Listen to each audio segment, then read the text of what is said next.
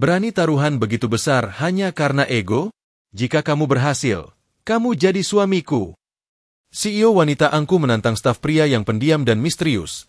Tak tahu bahwa pria itu sebenarnya mantan CEO ternama yang menghilang setelah perusahaan lamanya diakuisisi secara paksa, dan sekarang dia kembali, menyamar, untuk membuktikan sesuatu. Kamu dari mana nih nontonnya?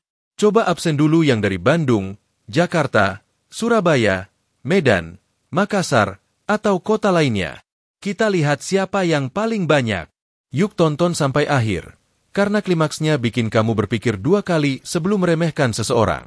Langit Jakarta tampak mendung saat mobil mewah berwarna hitam metalik berhenti tepat di depan lobi gedung kaca menjulang, markas besar Arunika Corporation, perusahaan retail terbesar yang sedang dilanda krisis wacana publik setelah skandal kualitas produk. Dari dalam mobil, seorang wanita keluar dengan langkah tegas dan penuh percaya diri. Tumit merah marun miliknya berdentum mantap, menggema di lobi yang sepi karena hari masih terlalu pagi. Dia adalah Celine Azhara, 32 tahun. CEO muda yang berhasil menggandakan nilai perusahaan dalam 2 tahun, namun terkenal akan sikapnya yang arogan dan dingin. Baginya, dunia ini hanya milik mereka yang kuat. Tak ada tempat untuk kelemahan, apalagi simpati. Ruang rapat pagi itu penuh dengan wajah-wajah lelah. Media terus menghantam nama perusahaan, dan Celine tak menyukai kegagalan. Tangannya meremas ujung jas putihnya yang elegan, sementara matanya tajam menatap para manajer PR yang terlihat lebih sibuk menyalahkan keadaan daripada mencari solusi. 5 hari ini, kita menjadi bahan tertawaan. Ucapnya dingin, suaranya menyerupai cambuk. Tahu kenapa? Karena kita dikelilingi orang-orang mediocre yang sibuk menyelamatkan diri sendiri, bukan perusahaan ini. Tak ada yang berani menatap matanya langsung. Lalu, seorang pria berdiri, mengenakan kemeja biru tua tanpa dasi, postur tegak namun tidak mencolok. Wajahnya bersih, mata teduh namun penuh keyakinan. Dia adalah staf baru di divisi PR, baru seminggu bergabung. Namanya Raka, usia 34, disebut-sebut sebagai pengamat media yang handal dari perusahaannya terdahulu. Maaf Bu Celine, ucapnya kalem namun tegas. Menurut saya, krisis ini bisa dibalik jadi momentum. Tapi kita butuh strategi yang bertumpu pada empati, bukan defensif. Beberapa orang tersedak. Berani sekali dia mengoreksi CEO di depan umum. Celine menoleh pelan. Senyumnya menyeringai dingin. Staf baru bicara soal empati? Kau pikir ini panti sosial? Raka tidak gentar. Saya pikir ini bisnis. Tapi bisnis juga berinteraksi dengan manusia. Dan manusia merespon kejujuran. Ruangan tegang. Namun Celine tertawa. Sinis. Mencemooh. Oke. Kau pintar bicara. Suka tantangan?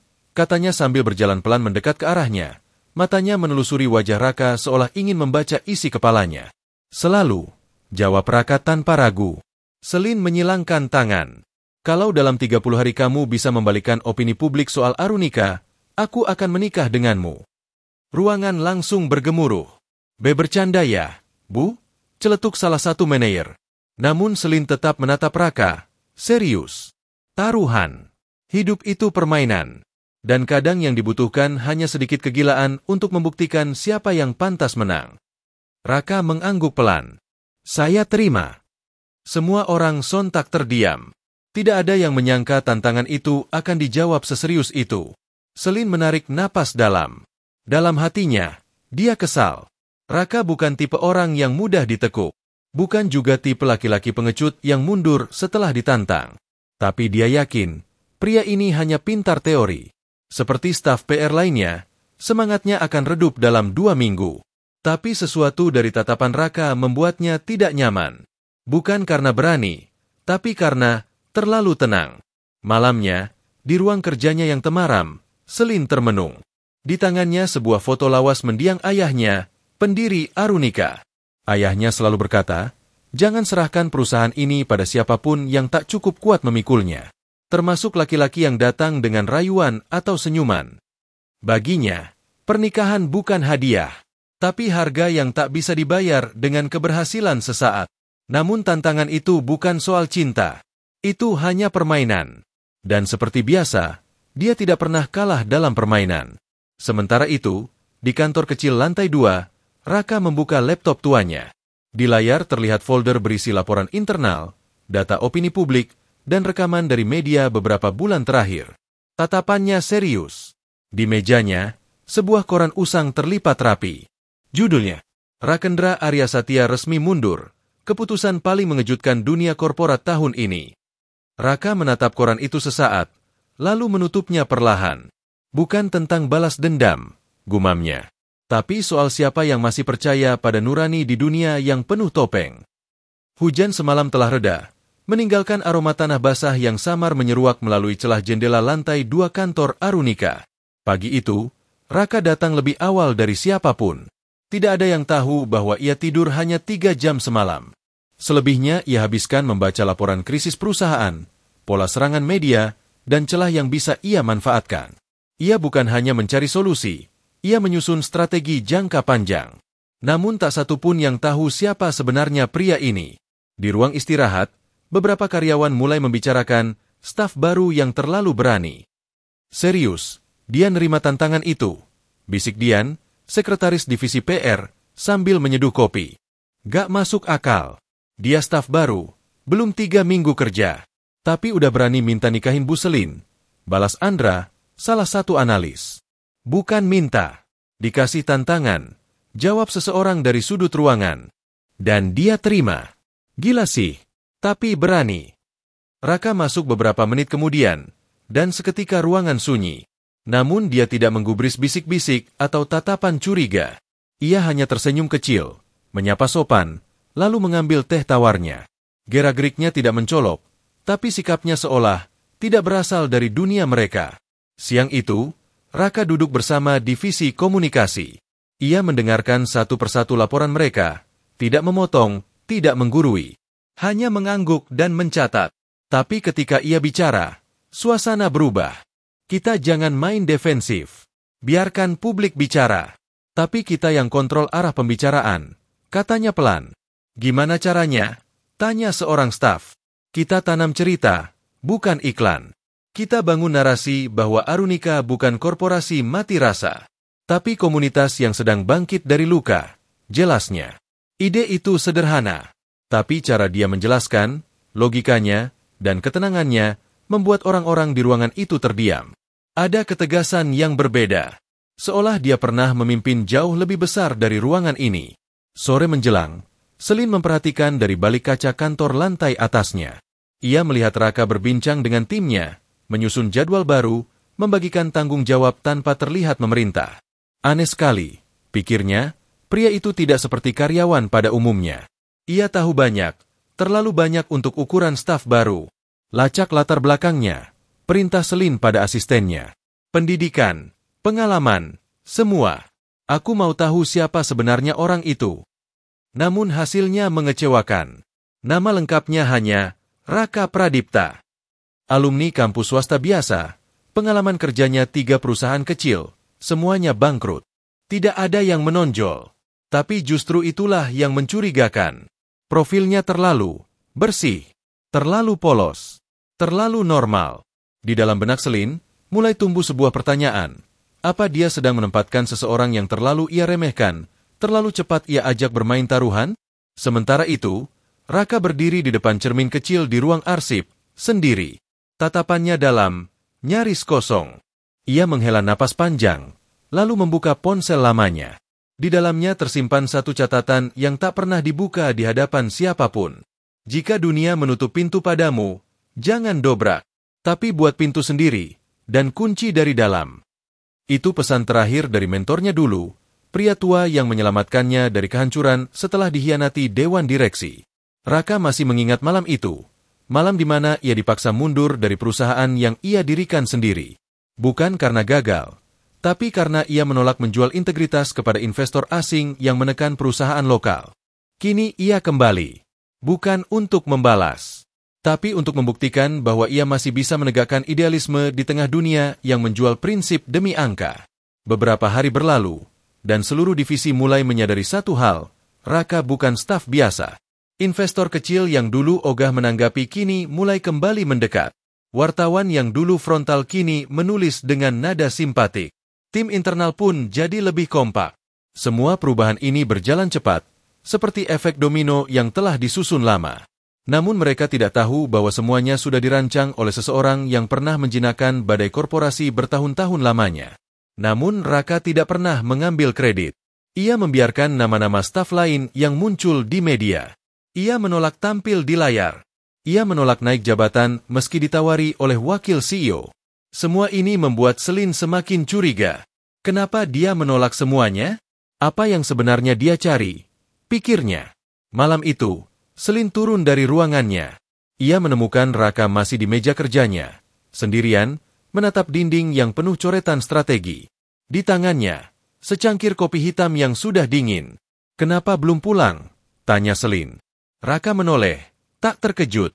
Masih banyak yang belum beres. Selin mendekat, memerhatikan dinding itu. Ia tertegun. Semua pola komunikasi media, semua respon publik, telah dipetakan rapi oleh Raka. Bahkan lebih rapi dari tim seniornya. "Siapa kamu sebenarnya?" tanya Selin tiba-tiba. Raka menatapnya sebentar, lalu tersenyum kecil. "Staf yang kamu tantang." Selin terdiam. Ada rasa marah, tapi juga penasaran. Laki-laki ini tak bisa ditebak. Ia bukan tipe yang berusaha menarik perhatian. Tapi kenapa justru dialah yang mencuri semua perhatian? "Baik," ucap Selin dingin. "Kalau kamu sungguh mau buktikan, jangan beri aku alasan untuk menyesal. Karena sekali kamu gagal, kamu bukan hanya kehilangan pekerjaan, tapi harga dirimu." "Terima kasih atas pengingatnya," jawab Raka singkat. Tapi dalam hatinya, ia bicara pada dirinya sendiri. "Aku sudah kehilangan semuanya sekali. Harga diri, nama, warisan. Kini, aku tidak datang untuk menang. Aku datang agar tidak kehilangan nurani kedua kalinya." Malam telah larut.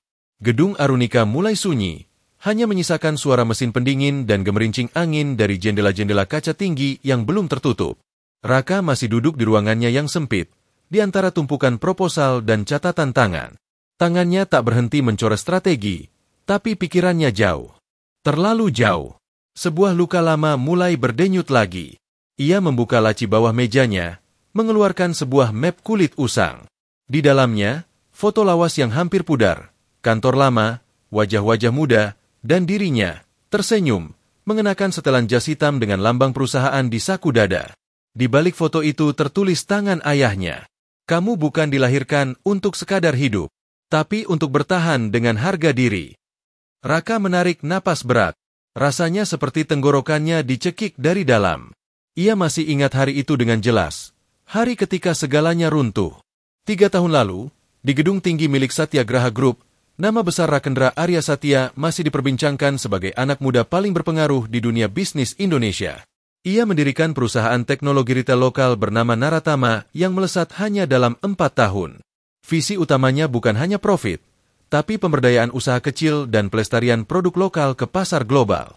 Namun idealisme itu tak disukai semua orang, termasuk para pemegang saham asing yang menginginkan perluasan ekspansi dengan mengorbankan kualitas dan nilai-nilai lokal.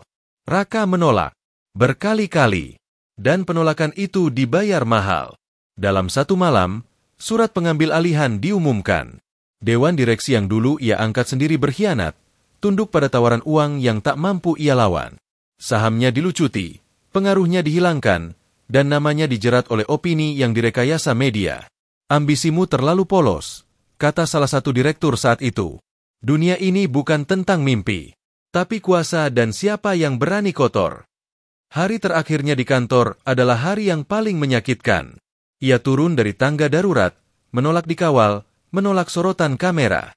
Ia hanya membawa satu koper dan satu keyakinan, bahwa semua yang ia bangun bukan sia-sia, meski kini bukan miliknya lagi.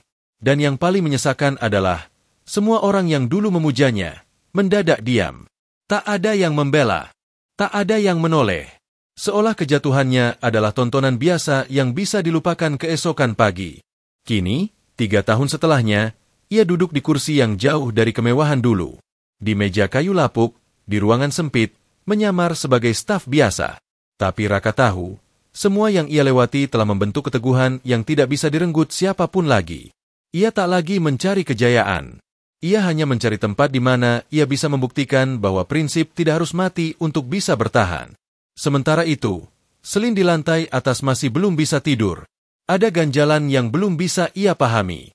Ia memandangi layar laptop yang penuh laporan karyawan, dan terus kembali ke nama itu, Raka Pradipta. "Kenapa kamu begitu tenang?" gumamnya. Ia membuka kembali data kepegawaian. Tidak ada yang aneh, tapi firasatnya menolak percaya semuanya bersih. Dalam keheningan itu, Selin membuka berkas digital lawas dari perusahaan-perusahaan pesaing.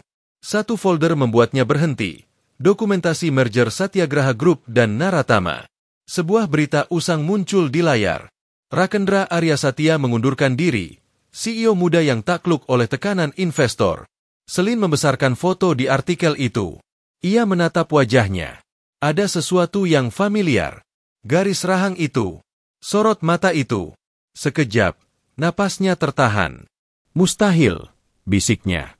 Tapi sebelum sempat berpikir lebih jauh, ponselnya berbunyi. Email masuk dari divisi komunikasi. Laporan kemajuan krisis minggu pertama. Raka disebut sebagai perancang strategi utama. Selin memandangi layar itu dalam diam. Setengah dirinya ingin percaya bahwa ini semua hanya kebetulan. Tapi sisi lain dari hatinya mulai resah. Siapa sebenarnya pria itu? Raka keluar dari gedung malam itu. Angin berhembus dingin, dan aroma hujan yang tertinggal mengendap di udara.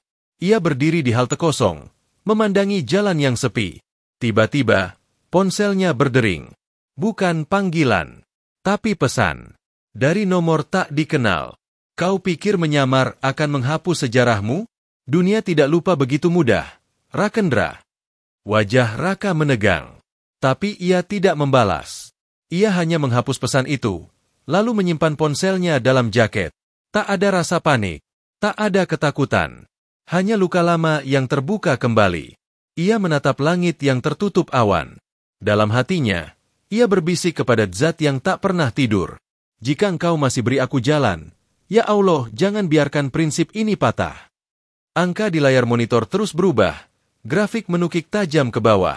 Suara ketikan cepat, notifikasi dari grup internal, dan dering telepon yang tak berhenti menciptakan simfoni kepanikan di lantai humas Arunika. Semua bergerak cepat, tapi tak ada yang cukup cepat untuk menghentikan badai yang datang dari arah yang tak terduga. Skandal baru meledak. Salah satu influencer besar mempublikasikan unboxing produk Arunika yang cacat. Video itu viral. Hanya dalam waktu 4 jam, tagar Arunika tipu publik menduduki posisi tren teratas.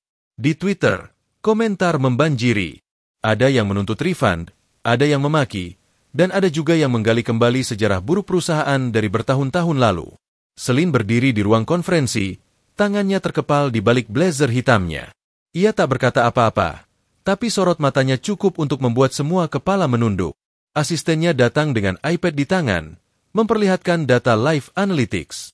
Sentimen negatif meningkat 280% dalam 6 jam terakhir. Bu, konten positif tenggelam. "Siapa yang pertama menyebarkan video itu?" tanya Selin tajam. "Dari akun Natasha Hazel, influencer skincare. Dia pakai Arunika di video sebelumnya. Katanya suka. Tapi sekarang dia bilang merasa ditipu." Selin menahan napas. Ia tahu dunia digital tidak punya belas kasih. Sekali dilabeli penipu, brand sebesar apapun akan tampak seperti serpihan kertas di tengah hujan badai. Di luar ruangan, Raka berjalan cepat menuju ruang IT. Tatapannya fokus.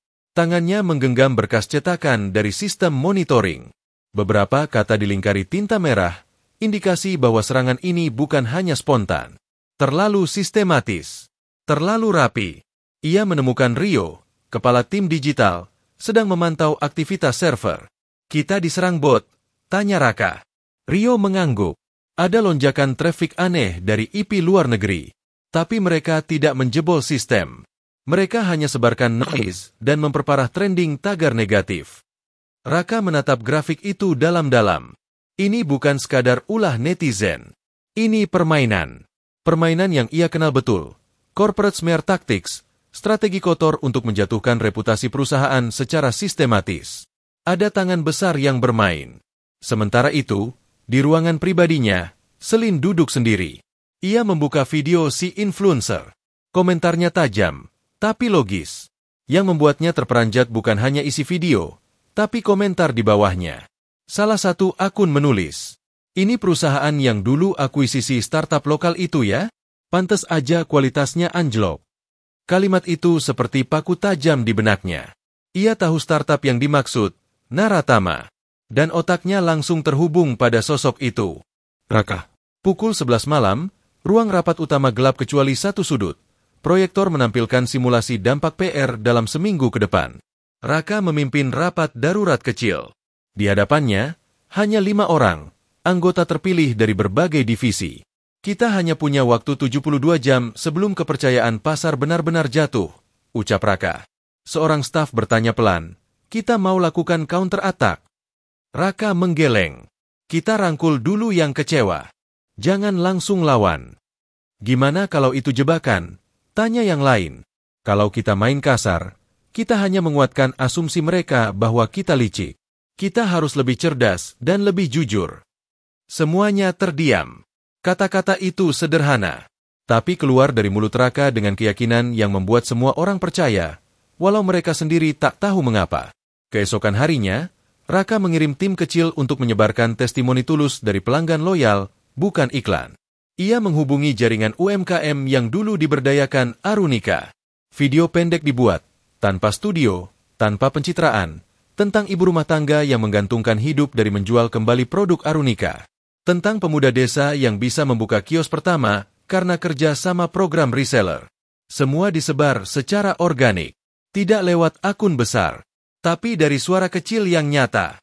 Dan perlahan, narasi mulai bergeser. Dari penipu, jadi korban sistem yang kehilangan arah. Dari korporasi rakus, jadi perusahaan yang sedang mencoba bangkit dengan cara jujur. Namun perubahan ini tidak membuat Selin tenang. Ia mulai menyadari satu hal, narasi yang dibangun terlalu presisi. Bukan sekadar strategi biasa, tapi seolah dirancang oleh seseorang yang pernah menghadapi skenario seperti ini berkali-kali. Ia memanggil Raka ke ruangannya malam itu. Raka masuk tanpa canggung. Duduk. Menunggu. Siapa yang mengajarkanmu cara berpikir seperti ini? Tanya Selin, datar. Raka hanya menatap balik. Pengalaman. Pengalaman macam apa? Kamu pernah hadapi serangan ini sebelumnya? Ada hal-hal yang lebih baik tidak dijelaskan dengan kata-kata, Bu. Jawaban yang bagus untuk seseorang yang punya banyak rahasia. Keduanya saling menatap. Sunyi. Hanya suara detik jam di dinding yang bergerak. Aku tidak suka orang yang menyembunyikan sesuatu, kata Selin, suaranya menajam. Apalagi jika itu berhubungan dengan perusahaanku. Raka tidak menunduk. Saya tidak pernah berniat menyembunyikan. Hanya belum waktunya dijelaskan. Dan kapan waktunya? Saat kebenaran tak bisa lagi disangkal, bahkan olehmu. Malam itu, Selin tak bisa tidur. Ia merasa dicekam oleh sesuatu yang belum berbentuk. Ia melihat ke jendela, menatap lampu-lampu kota Jakarta yang tampak seperti gugusan bintang palsu. Ada rasa asing tumbuh dalam dirinya, bukan sekadar curiga, tapi takut. Takut bahwa pria yang sedang ia hadapi bukan hanya staf jenius, tapi seseorang yang datang membawa masa lalu yang mungkin bisa menghancurkannya, atau lebih parah, mengubah seluruh cara ia memandang dunia. Pagi itu matahari tidak bersinar terang. Awan mendung menggantung rendah seolah langit sedang menyembunyikan rahasia. Di dalam ruang utama Arunika, suasana terlihat lebih tenang dibandingkan hari-hari sebelumnya. Namun semua tahu badai belum benar-benar berlalu. Selin berdiri di depan jendela ruangannya, memandangi jalanan di bawah sambil menahan napas. Tangannya menggenggam cangkir kopi yang bahkan tak disentuh. Ia tak bisa berhenti memikirkan percakapan terakhirnya dengan Raka. Kalimatnya masih mengendap di kepala. Saya tidak pernah berniat menyembunyikan. Hanya belum waktunya dijelaskan. Dia ingin menepi semuanya. Ingin meyakinkan dirinya bahwa itu hanya kebetulan. Tapi firasatnya menolak diam. Setiap kali dia memandangi Raka, ada sesuatu yang tak bisa dijelaskan. Ketenangan, ketegasan, sorot mata yang membawa beban masa lalu. Seolah ia pernah memegang kuasa besar namun tak lagi membutuhkannya. Selin menarik napas panjang. Emosinya tidak lagi murni kemarahan atau curiga. Ada sesuatu yang lebih dalam. Perasaan terancam dan sekaligus tertarik. Di lantai 2, Raka sedang duduk di ruang strategi, sendirian. Semua tim sedang turun ke lapangan, menjalankan arahan untuk mengamankan reputasi Arunika melalui pendekatan komunitas. Tapi Raka tetap di sana, mencoret papan tulis dengan skema data terbaru. Pikirannya terbagi. Satu sisi masih terfokus pada taktik menghadapi serangan yang terus bergulir diam-diam dari luar. Tapi sisi lain, yang lebih tenang, lebih dalam, mulai diganggu oleh sosok Selin. Ia ingat caranya menatap, cara ia menahan amarah dengan elegan, dan cara ia mencoba tetap berdiri di tengah krisis, sendirian. Kamu terlalu kuat sampai kamu tak sadar bahwa itu membuatmu kesepian. Batin Raka. Sore hari, Selin sengaja turun ke ruang tim PR. Ini bukan kebiasaan. Selama ini dia jarang turun langsung. Tapi sore itu, entah apa yang mendorongnya. Ia menemukan Raka sedang mengecek progres pengiriman konten dari relawan. Sedang sendiri? Tanya Selin. Suaranya tak setajam biasanya. Raka menoleh, lalu mengangguk pelan. Yang lain di lapangan. Boleh saya lihat? Tanyanya sambil menunjuk peta strategi di layar. Raka mempersilakan. Mereka berdiri berdampingan. Begitu dekat hingga Selin bisa mencium aroma kayu manis samar dari tubuh pria itu. Tidak menyengat, tapi menenangkan. Aneh, pikirnya. Mengapa ia memperhatikan hal sekecil itu? Semuanya terencana dengan rapi, kata Selin pelan. Bukan rapi, tapi disiplin. Itu bedanya strategi dengan keberuntungan. Selin menoleh padanya. Kamu bicara seperti orang yang pernah bangun kerajaan. Raka tidak menjawab, tapi matanya menatap balik, dalam, seperti ingin berkata sesuatu, namun tertahan. Kenapa kamu begitu tenang setiap kali krisis datang? Lanjutnya. Raka hanya menatap layar kembali. Karena kalau saya panik, semua orang akan kehilangan arah. Selin tertawa kecil. Tawa pertama yang tidak sarkastik di hadapan Raka. Kamu mulai terdengar seperti aku dulu. Dulu. Waktu aku belum lupa caranya percaya. Ucapan itu membuat Raka menoleh. Ada jeda dalam keheningan mereka yang begitu pekat. Hening, tapi penuh percakapan diam-diam. Raka ingin bertanya apa yang membuatnya berhenti percaya. Tapi ia tahu, belum saatnya. Ia hanya tersenyum tipis. Kamu tidak pernah lupa, balas Raka akhirnya. Kamu hanya terlalu sering dihianati, sampai takut mengingat bagaimana rasanya percaya. Selin diam. Tidak menjawab, tapi hatinya bergetar pelan. Ada sesuatu dari ucapan itu yang menyentuh titik yang selama ini ia jaga rapat. Hari-hari berikutnya, mereka mulai bekerja lebih dekat. Tidak ada perintah formal. Tidak ada yang mengatur. Tapi langkah-langkah mereka mulai selaras. Raka tidak lagi sekadar staf, dan Selin tidak lagi sekadar atasan. Mereka menjadi dua poros yang saling melengkapi. Namun semakin dekat, semakin Selin merasa dibayangi pertanyaan yang tak kunjung pergi. Ia mulai memperhatikan detail-detail kecil. Cara Raka membaca laporan keuangan dengan cepat, gaya bicara yang sangat taktis, bahkan gestur tubuh yang menunjukkan bahwa ia terbiasa memimpin. Ia mencoba mencari tahu lebih lanjut, tapi semua berkas tentang masa lalu Raka terlalu bersih. Seolah sengaja dihapus. Dan dalam hatinya, muncul satu pertanyaan baru yang tak pernah ia izinkan sebelumnya. Kalau dia benar mantan CEO yang hilang itu, kenapa dia tidak mengungkapkan siapa dirinya? Suatu malam, Selin dan Raka pulang bersamaan. Mereka naik lift yang sama, tanpa bicara. Tapi keheningan itu berbeda. Bukannya canggung, tapi seolah terlalu nyaman untuk diisi dengan basa-basi. Ketika pintu lift terbuka, Selin lebih dulu melangkah keluar. Namun sebelum ia benar-benar pergi, ia menoleh. Kamu pernah merasa dunia ini terlalu kejam pada orang yang jujur? Raka menatapnya. Setiap hari. Lalu kenapa kamu masih bertahan? Karena saya ingin jadi bukti bahwa bertahan itu mungkin. Selin menatapnya lama. Ada sesuatu di wajahnya yang rapuh sesaat, sebelum kembali keras. Ia mengangguk pelan, lalu berjalan menjauh. Di belakangnya, Raka hanya berdiri diam. Jangan jatuh hati padanya, bisik hatinya sendiri. Karena saat ia tahu siapa kamu sebenarnya, dia akan jadi orang pertama yang ingin menyingkirkanmu.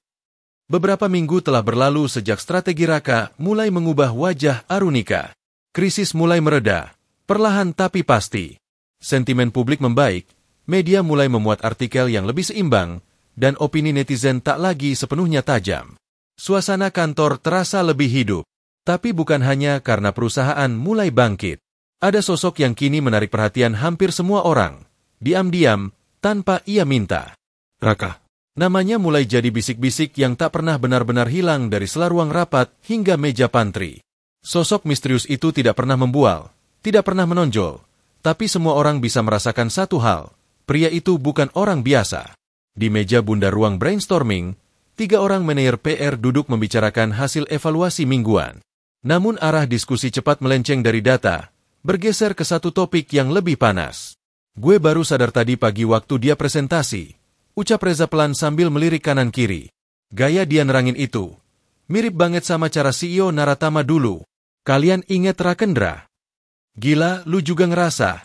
Bisik Dian, matanya membesar. Iya. Sorotan matanya. Cara dia kontrol arah obrolan.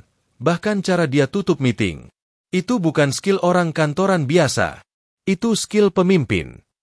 Tia, yang sejak tadi diam, akhirnya buka suara. Kalian sadar gak? Kita semua pernah lihat wajah Rakendra di berita, tapi gak pernah terlalu detail. Sekarang coba lihat Raka. Ganti potongan rambut. Cukur bersih. Tambah beberapa kerutan, bisa jadi itu dia. Ruangan mendadak sunyi. Mereka saling menatap. Wajah-wajah yang awalnya penuh candaan kini berubah serius. Kalau benar dia Rakendra, kenapa dia balik dan menyamar? Di sisi lain gedung, Selin duduk sendiri di ruang kerjanya.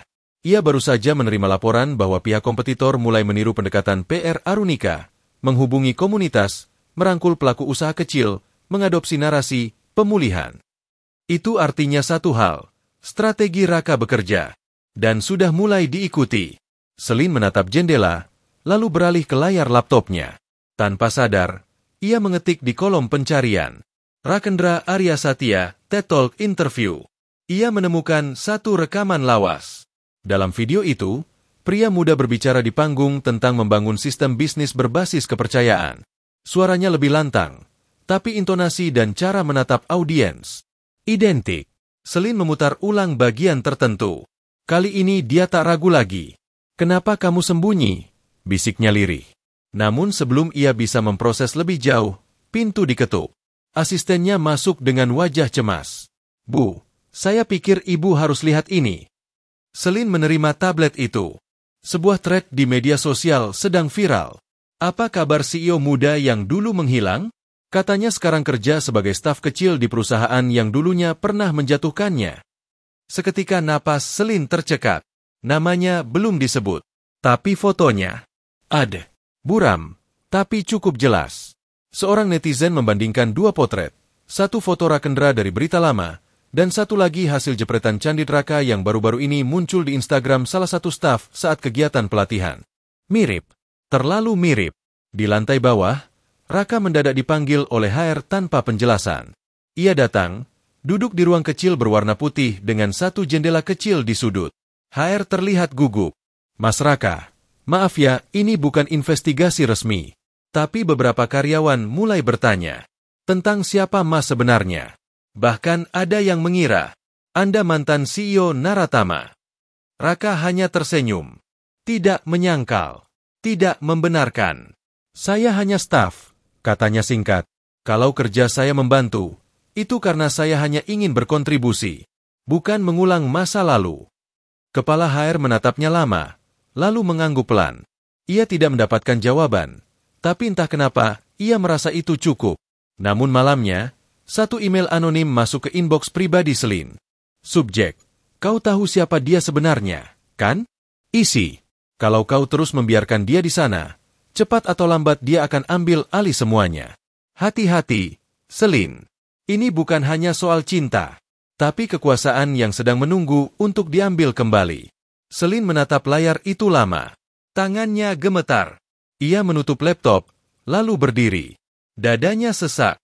Ia tidak tahu apakah ia sedang merasa dikhianati, atau takut pada kenyataan bahwa ia mungkin mulai percaya pada orang yang dari awal berniat menyembunyikan kebenaran.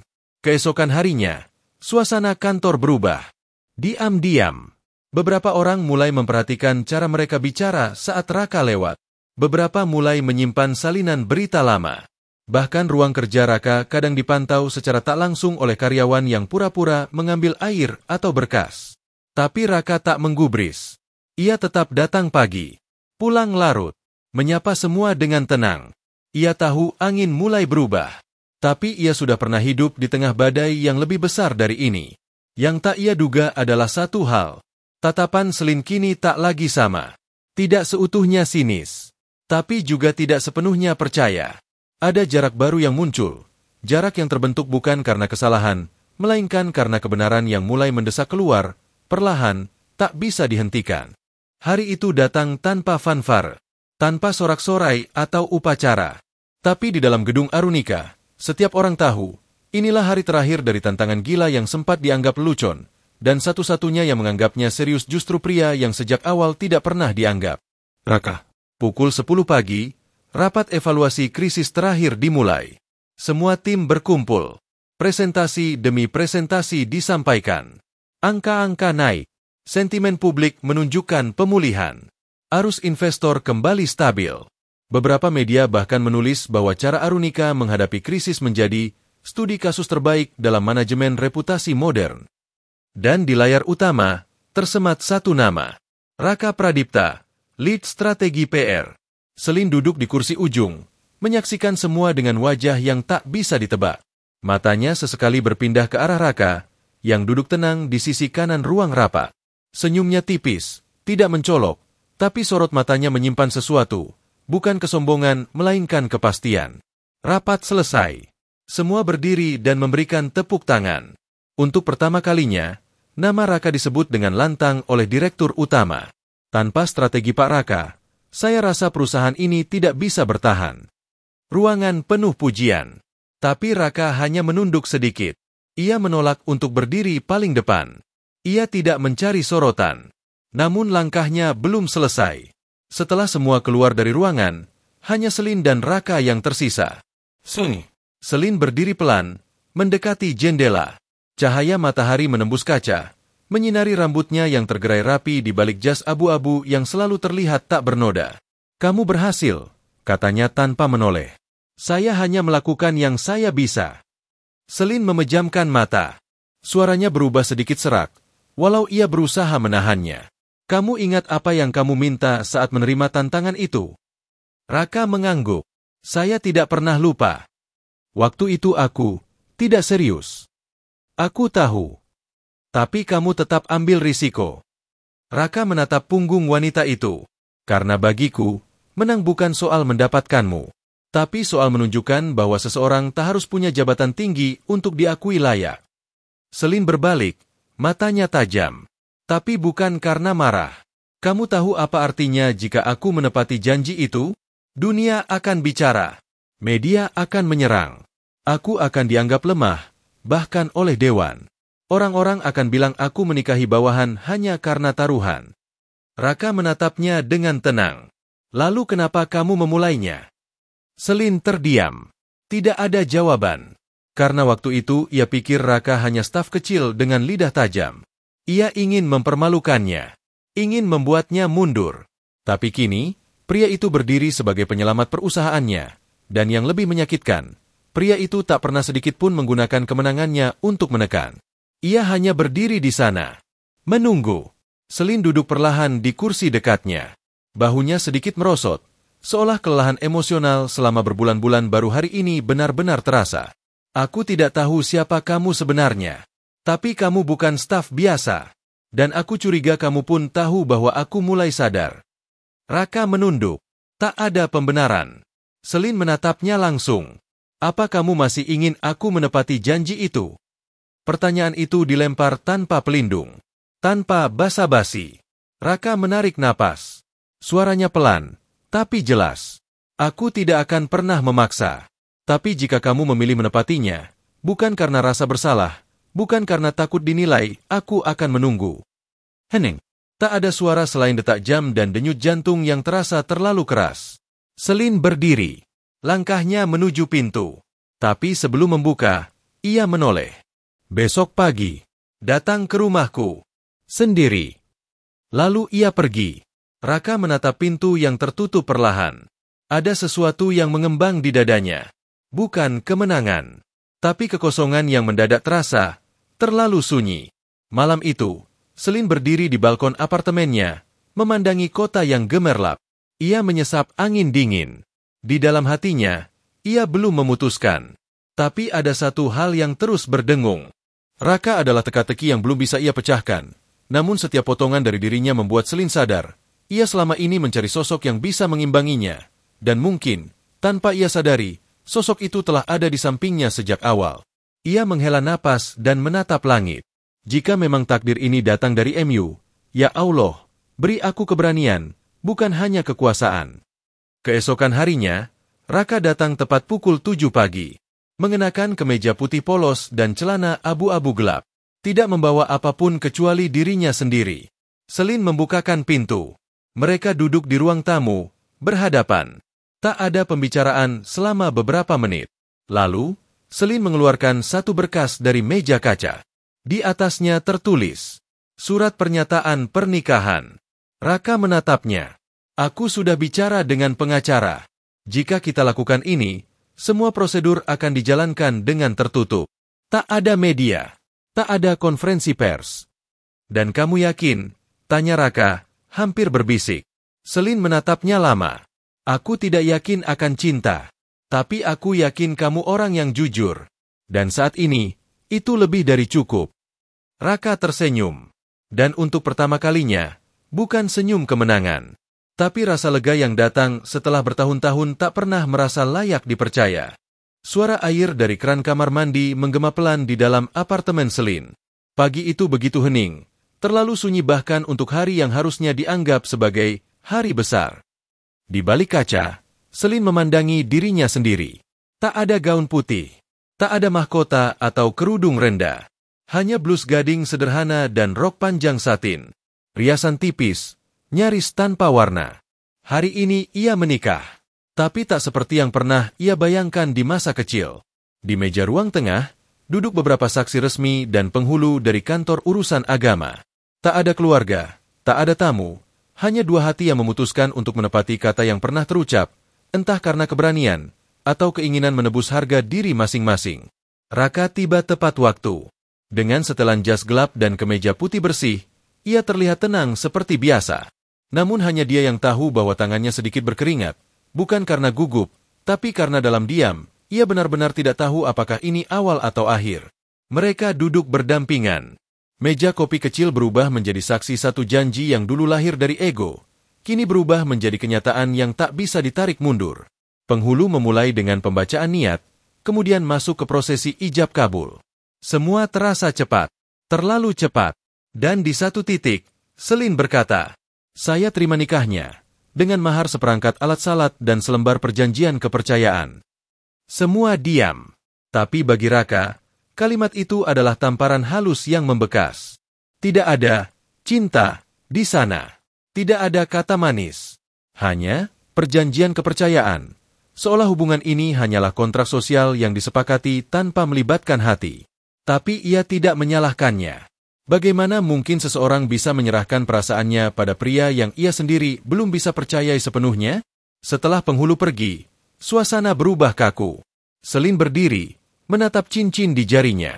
Seharusnya hari ini penuh bunga, gumamnya. Tapi yang datang hanya kenyataan, jawab Raka pelan. Selin tersenyum pahit, dan realitas jarang romantis. Kadang realitas lebih jujur dari harapan, sahut Raka. Mereka duduk di sofa, diam. Tak ada ciuman, tak ada pelukan. Tapi ada keheningan yang terasa lebih jujur dari banyak janji cinta yang pernah diucapkan oleh mereka pada orang-orang masa lalu. Hari-hari setelah akad berjalan seperti biasa, setidaknya di mata publik. Selin tetap datang ke kantor dengan langkah angkuhnya. Raka tetap berada di balik layar, mengatur strategi demi strategi. Tapi ada perbedaan yang hanya mereka berdua sadari. Kini mereka tinggal di bawah atap yang sama, makan di meja yang sama, tapi duduk dengan jarak yang masih terlalu jauh untuk disebut pasangan. Setiap pagi, mereka bertukar sapa, sopan, tapi datar. Setiap malam, lampu kamar mereka padam di waktu yang berbeda. Namun perlahan, celah kecil mulai terbentuk di antara dinding-dinding hati yang mereka bangun sendiri. Suatu malam, saat hujan turun deras, listrik mendadak padam. Selin turun dari lantai 2, mendapati Raka sedang duduk di ruang tamu, menyalakan lilin kecil di atas meja. "Kenapa kamu gak pakai genset?" tanya Selin. "Biarkan gelapnya terasa sebentar," jawab Raka. "Kadang kita lupa rasanya diam." Selin duduk di seberangnya. Wajah mereka hanya disinari cahaya lilin. Untuk pertama kalinya, mereka bicara tanpa filter. Aku takut, kata Selin tiba-tiba. Raka menoleh. Takut apa? Takut bahwa aku menikah hanya untuk membuktikan aku tidak kalah. Tapi ternyata justru aku kehilangan diriku sendiri. Raka terdiam, lalu berkata, dan aku takut kamu akan membenci siapa diriku sebenarnya. Mata mereka bertemu, tapi tak satu pun dari mereka bertanya lebih jauh. Seolah kebenaran terlalu rapuh untuk disentuh sekarang. Hari berikutnya, gosip mulai beredar. Beberapa staf mendengar kabar bahwa Selin menikah. Tidak ada pengumuman resmi, tapi kabar berjalan lebih cepat dari angin. Dan pelan-pelan, pertanyaan-pertanyaan baru mulai muncul. Kenapa Bu Selin sembunyikan pernikahannya? Siapa suaminya? Jangan-jangan Raka. Tapi tidak ada yang berani bertanya langsung. Di kantor, Selin bersikap lebih tertutup dari biasanya. Namun beberapa kali ia terlihat berjalan berdampingan dengan Raka, tidak lagi menjaga jarak sejauh sebelumnya. Dian, sekretaris senior, mengangguk pelan saat melihat mereka. Kalau itu benar, maka taruhan itu bukan lagi lelucon, gumamnya. Malam keempat setelah pernikahan, Selin berdiri di balkon, memandangi lampu-lampu kota yang seperti kilauan luka. Raka datang membawa 2 cangkir teh hangat. Masih sulit tidur? Tanyanya. Selin mengangguk. Terlalu banyak suara di kepala. Suara orang lain. Suara dari dalam. Yang terus bertanya, apakah semua ini keputusan yang benar? Raka menyerahkan teh padanya. Kadang keputusan tidak benar atau salah. Hanya butuh waktu untuk kita mengerti maknanya. Selin menerima cangkir itu. Tangannya bersentuhan dengan Raka sejenak. Dan di situ, ada rasa hangat yang aneh. Bukan api, tapi bara kecil. Tapi nyata. Mereka berdiri di sana selama beberapa menit, dalam diam. Tak ada janji manis. Tapi ada sesuatu yang tumbuh pelan-pelan, seperti akar yang mencoba menembus tanah keras. Sore itu langit mendung, tapi tak kunjung hujan. Gedung Arunika berdiri megah seperti biasa, namun suasananya tak lagi tenang. Ada gelombang samar yang menyusup ke dalam bisik-bisik karyawan. Desas-desus yang awalnya hanya berputar diam-diam kini berubah menjadi nyala api yang membakar rasa penasaran. Seseorang baru saja mengunggah foto di media sosial. Potret lawas Rakendra Arya Satya berdiri di depan logo Naratama, berdampingan dengan investor asing. Di kolom komentar, ada yang menuliskan, "Tunggu, ini bukan pria yang kerja di Arunika sekarang? Namanya Raka, kan?" Lalu komentar lain menyusul. "Beneran mirip. Jangan-jangan dia nyamar." Postingan itu viral dalam waktu singkat. Bukan hanya karena keterkaitan nama, tapi karena satu hal. Video pendek muncul, memperlihatkan momen Raka berbicara dalam rapat Arunika beberapa waktu lalu, disandingkan berdampingan dengan potongan wawancara Rakendra dulu. Suaranya, gaya bicaranya, cara dia menyusun kalimat, terlalu identik. Di ruangannya, Selin menatap layar laptop dengan tatapan kosong. Ia sudah melihat unggahan itu. Bahkan sebelum menjadi viral, seseorang dari tim media internal telah mengirimkannya padanya. Tangannya dingin, matanya tak berkedip, tubuhnya tak bergerak, tapi di dalam, segalanya runtuh. Ia mengingat semua, tatapan tenang itu, ketegasan di balik tutur kata yang lembut, sikap tidak haus sorotan, penolakan untuk naik jabatan, semuanya kini terlihat seperti potongan puzzle yang akhirnya menyatu. Tapi Selin tidak merasa lega. Ia merasa dibohongi. Bibirnya bergetar pelan. "Kamu menyusup, selama ini," gumamnya. Di lantai bawah, Raka sedang mengatur laporan mingguan saat seseorang dari tim legal mendekatinya. "Pak Raka, ada undangan dari Dewan Direksi. Mereka minta Anda hadir dalam rapat tertutup, sekarang." Raka menatap mata pria itu. Tak ada keterkejutan. Hanya napas yang ditahan lebih lama dari biasanya. Ruang rapat besar kini hanya berisi 6 orang. Dewan, Selin, dan Raka.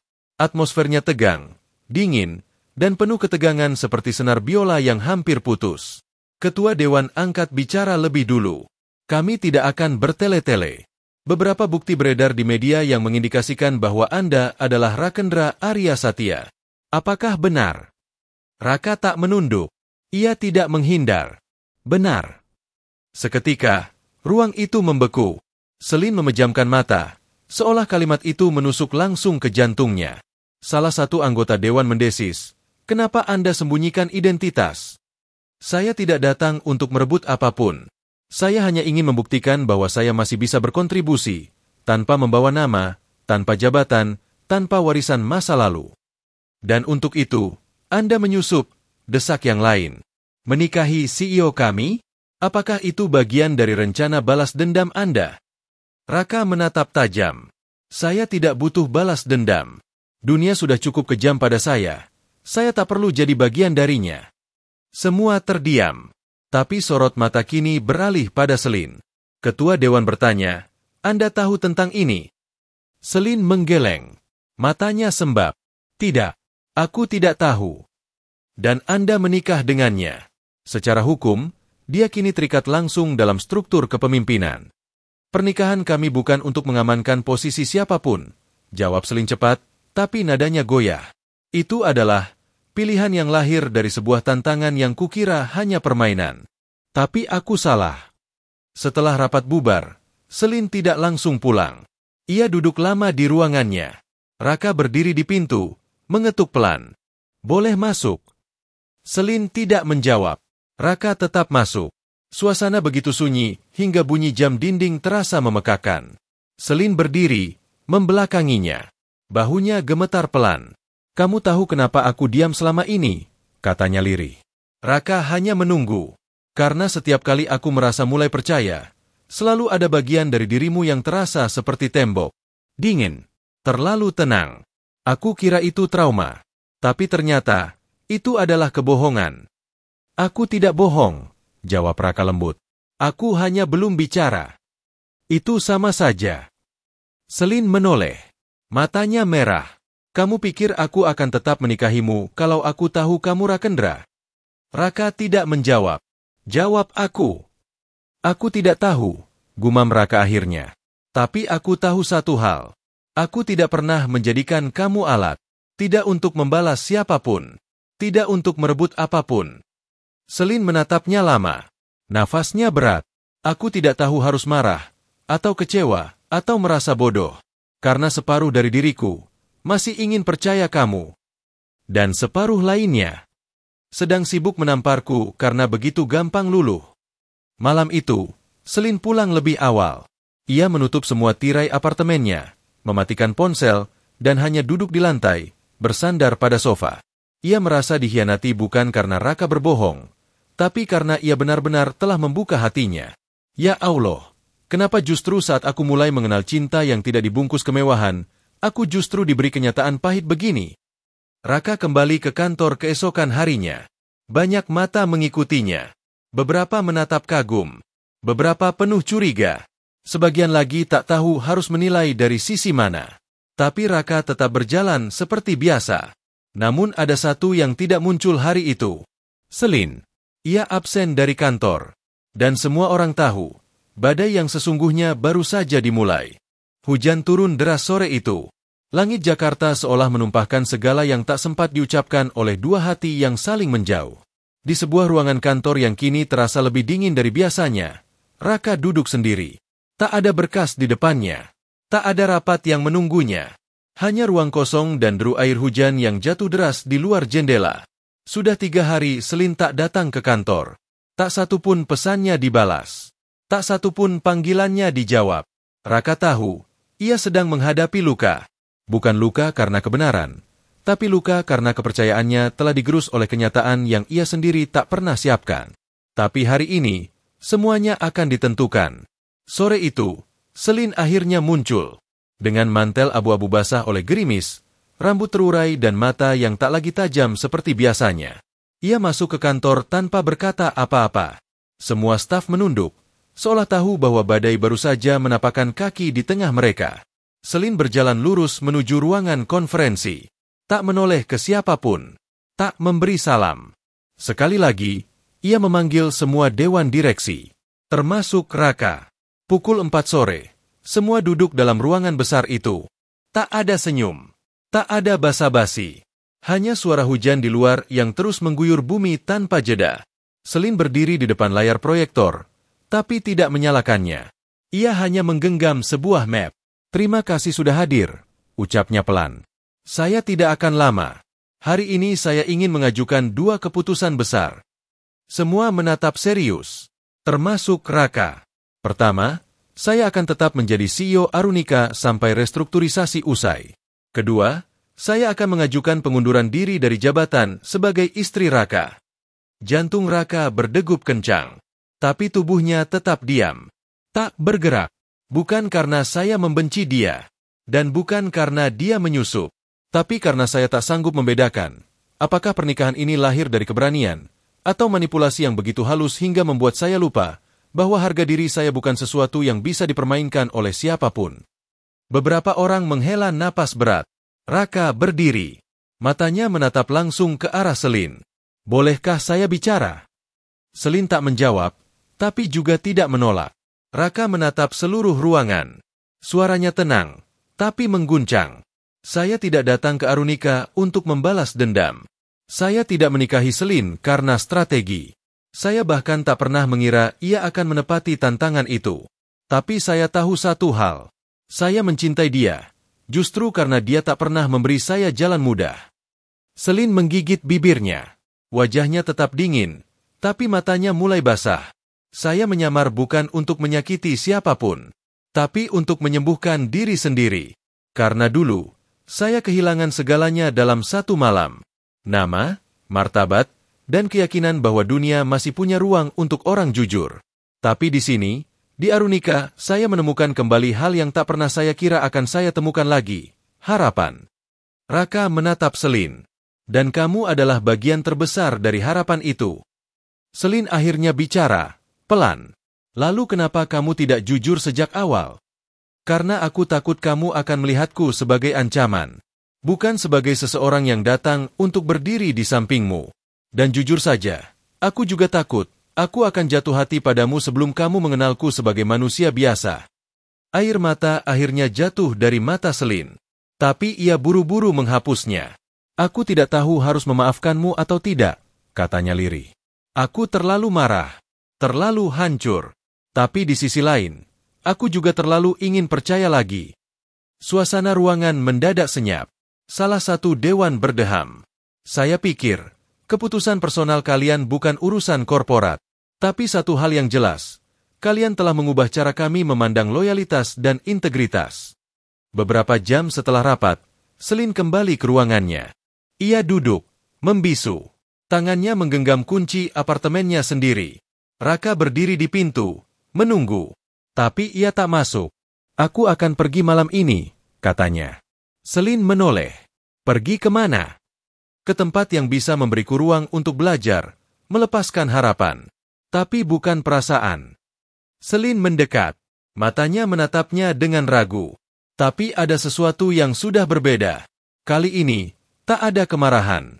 Yang tersisa hanyalah luka yang sedang mencoba mengering. Kamu tahu, kata Selin pelan, kamu adalah bencana terindah yang pernah masuk ke hidupku. Raka tersenyum. Dan kamu adalah alasan kenapa aku ingin kembali jadi manusia. Keduanya berdiri saling menatap. Jarak masih ada. Tapi kali ini, bukan karena saling menjauh. Melainkan karena mereka tahu, untuk saling mendekat, butuh waktu. Butuh keberanian yang tidak hanya lahir dari cinta, tapi dari pengampunan. Malam itu, Raka melangkah keluar gedung Arunika tanpa sorotan, tanpa kabar media, tanpa pegangan tangan. Tapi di dadanya, ada sesuatu yang tetap tertinggal. Cinta yang tidak dibungkus dengan kata manis, tapi hadir sebagai ujian. Ujian tentang kepercayaan, tentang kejujuran, dan tentang siapa yang tetap tinggal saat semua kedok sudah dilepaskan. Ia menatap langit yang mulai cerah setelah hujan. Jika ini bukan tentang menang atau kalah, maka biarlah ini menjadi tentang ketulusan. Ya Allah, jika Engkau kehendaki, aku akan kembali. Tapi kali ini, sebagai diri yang seutuhnya.